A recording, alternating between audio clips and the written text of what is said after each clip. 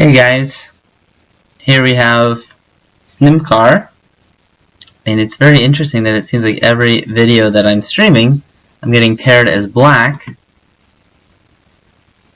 But let's see how it goes. I'm going to tell my opponent that I'm going to post this video on YouTube.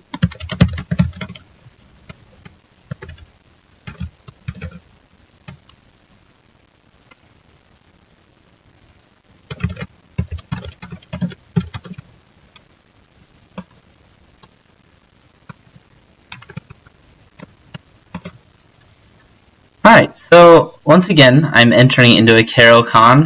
After e4, I play c6, and then after their next move, I'll play d5.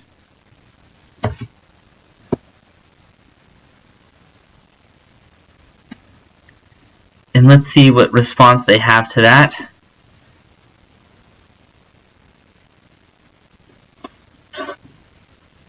Last game we played was also a Caro-Kann. And yeah, it was an interesting game, but it went down to a time scramble at the very end, and typically, yes, quality falls apart as time starts to get a little bit lower.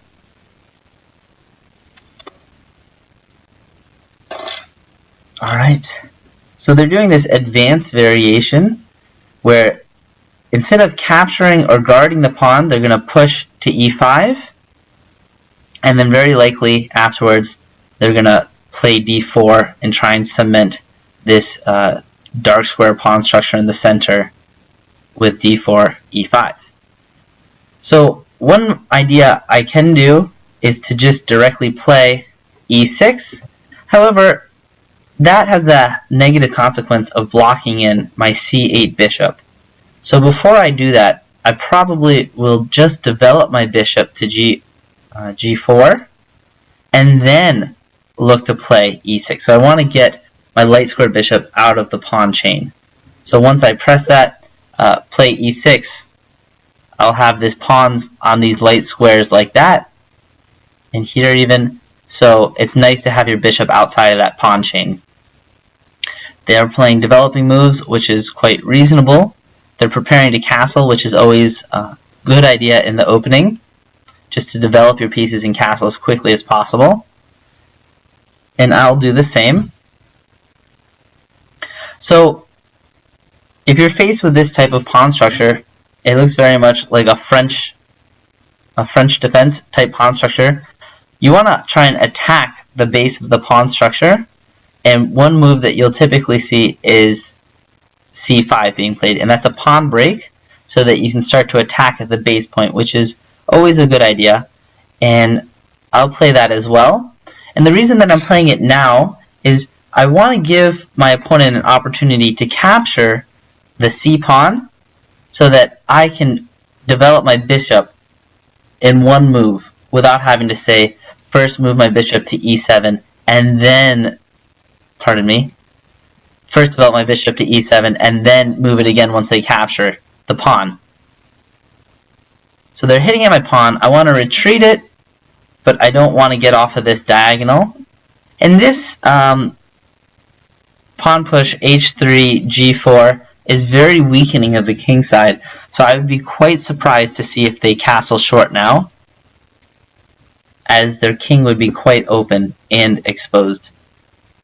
So they're delaying capturing this c pawn, probably because they know that my idea is just to recapture the bishop. But I also have some kind of waiting moves that I can employ as well. For example, I can develop my knight to c6, again applying a little bit more pressure, so now both my knight and my pawn are hitting at that d4 pawn. However, there's no real threat there yet because conversely, white is guarding the pawn with their knight and queen as well.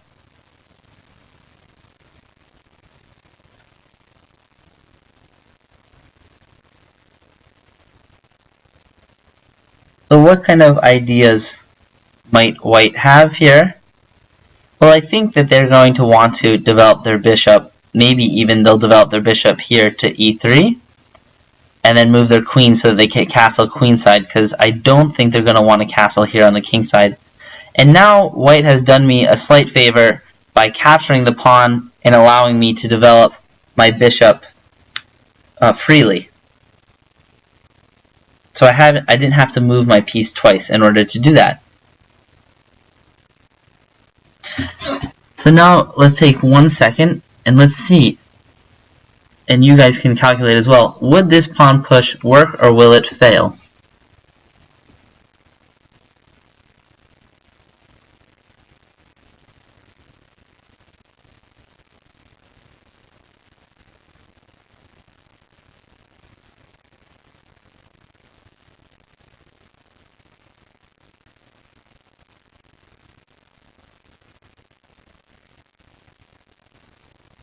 So what you can see here is that I have 1, 2, 3 pieces that are attacking that square, and they have 1, 2, 3 pieces which are defending that square. So now if I push the pawn here, let's say that they recapture with the bishop, I can then recapture with my bishop, and if they, let's say, recapture my bishop with their knight, I could then say recapture their knight with my queen.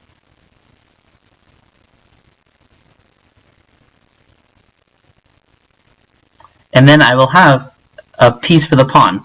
So let's go ahead and do that.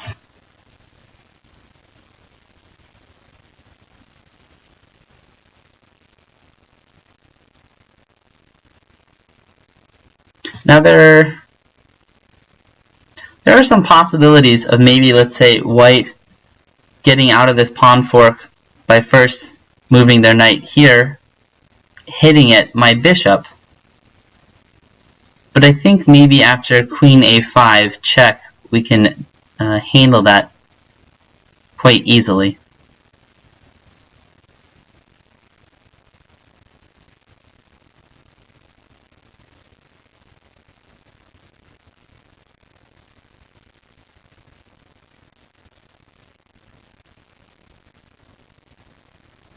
Yeah, I think I'm just going to be winning material after this set of exchanges. So, I guess one thing to point out is that in my first game as well that I posted to YouTube, one of the tactics that was quite decisive was a pawn fork on 2 pieces. And again, what we're seeing here is this pawn fork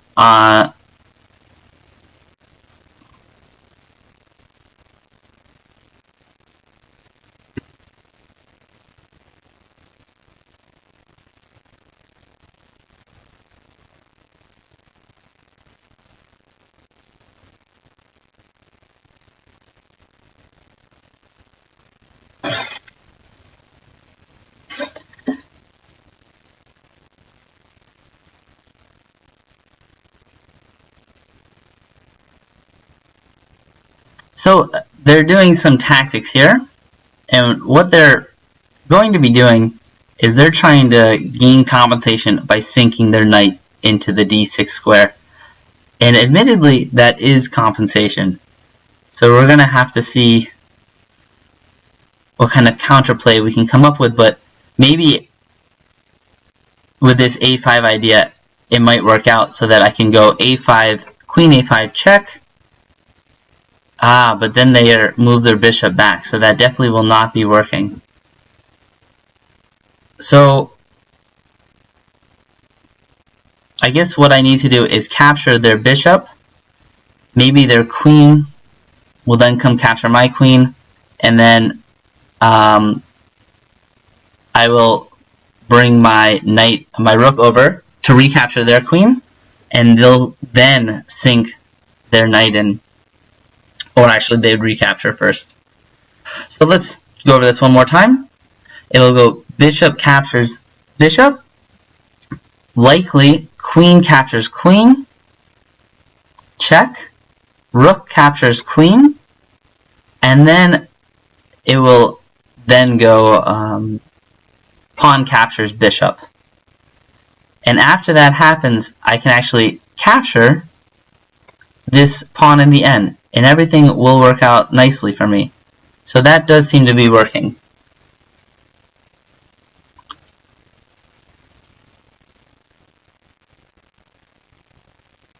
So let's see how white responds. Maybe they have something completely different in mind. But so far, it's going according to plan. It's possible that in the end of this variation, they'll get my A pawn, but that's quite alright by me. Oh, yeah, and they had this in-between move, which does deliver check.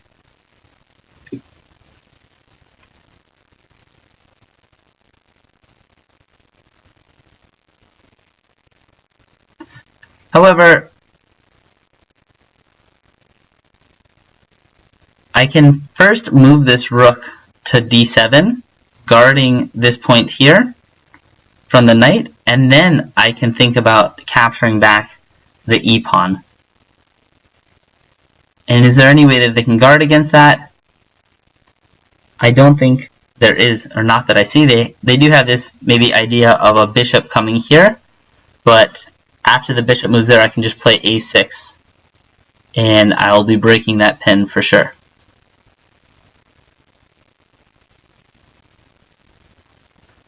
So I've won the pawn.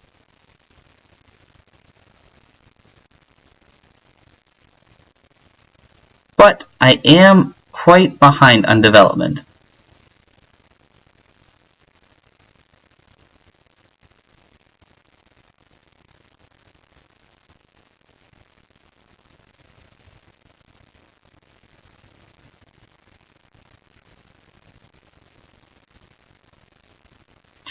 If I move here, they'll just probably repeat that check.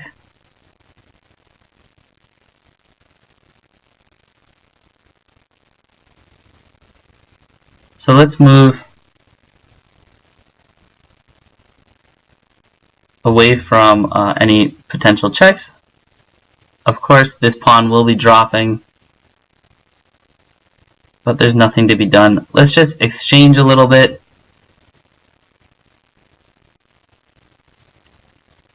And now getting our king off the d file, and we really want to develop this knight probably just to f6 to liberate this rook. And once we can do that, our position is just much better.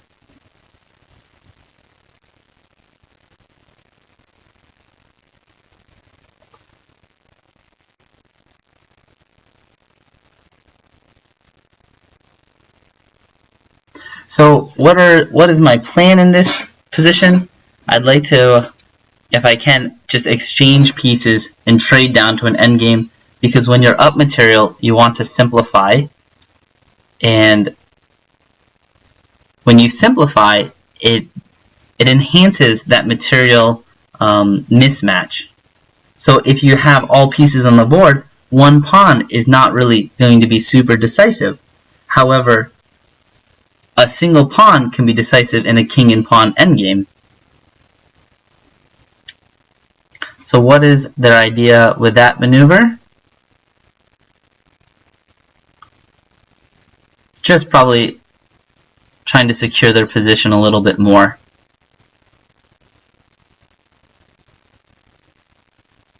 So our goal is going to be to disrupt the play, and to do that I want to attack at this pawn, which is why I moved the knight there. And so now that's undefended. And this just simply drops the pawn. Or does it? If I take here, they can slide the rook over, and then my bishop and knight would be hit. Is there a way I can defend against that?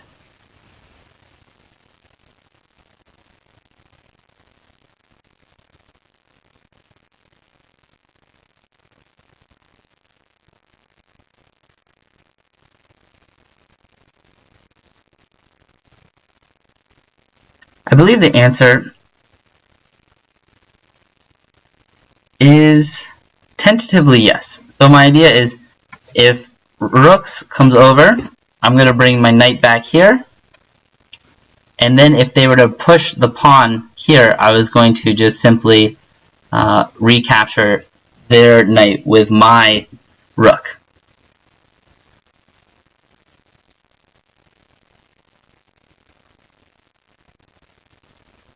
So now I'm going to hit at their knight, their rook, with my knight.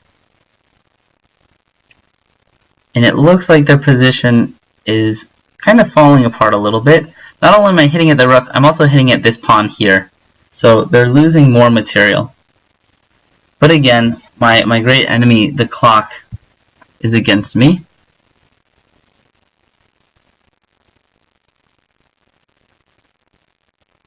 So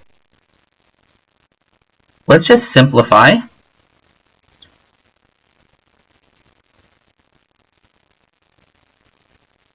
And once they recapture my knight, I will capture their rook.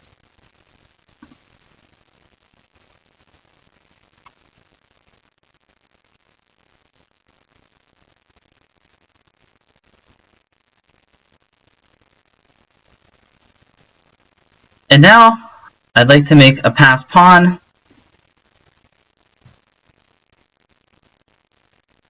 And run it up the board.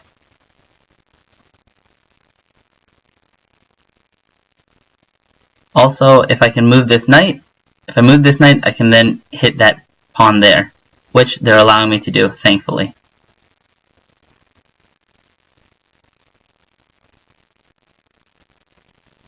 And because I have such a strong material advantage over them, I can even give up this bishop at an opportune time. So maybe bring the bishop back here and try and start pushing these pawns, and then exchange, so give up a pawn and bishop. So let's go ahead and do that.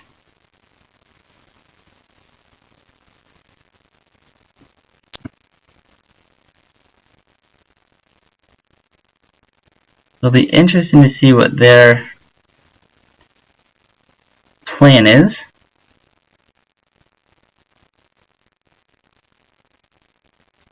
Because my idea is just to play h5 and then g4, pawn captures, and run my g-pawn up the board and give up my pawn and bishop, and then just use a queen and king to checkmate.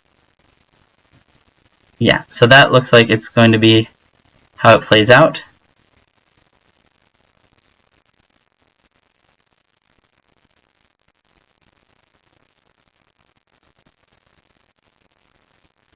They might be going for some stalemate tricks, which I need to avoid falling into.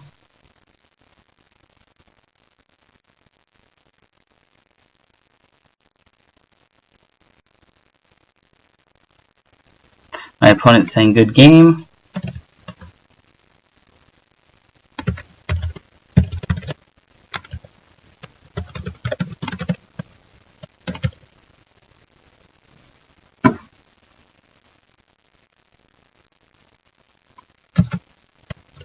Although they are not resigning yet.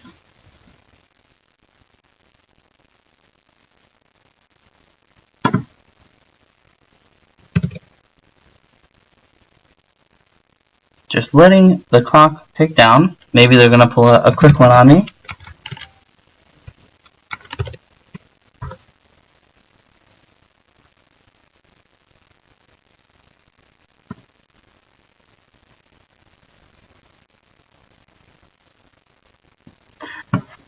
Okay, so it's just a matter of time now and not checkmating them. I mean, not stalemating them. Of course we want to checkmate them.